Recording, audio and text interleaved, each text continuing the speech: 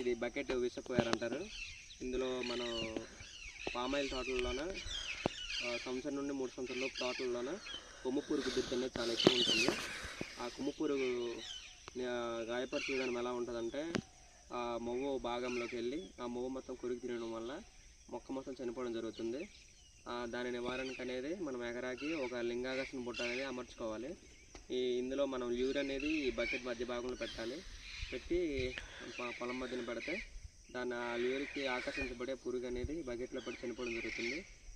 కొంచెం ఆ బకెట్లో కొంచెం మనం ఏదైనా మోనోక్రోటోఫాస్ కానీ క్లోరిపైరిఫాస్ కానీ ఒక 2 ml కలిపి ఆ విషపు నీటిని ఆ బకెట్లో పెట్టడం వల్ల ఆ బకెట్లో పడి ఆ పురుగు అనేది చనిపోవడం జరుగుతుంది. దీనివల్ల చాలా పురుగులు అనేవి మేము ఆల్రెడీ పెట్టాము. చాలా పురుగులు చనిపోవడం జరిగింది. ఒకసారి ఆ పురుగులు చూపించండి. ఈ కింద చాలా ఉన్నాయి పురుగులు, చాలా పురుగులు చనిపోవడం జరిగింది. ఇది దీన్ని కొమ్ము పురుగు అంటారు.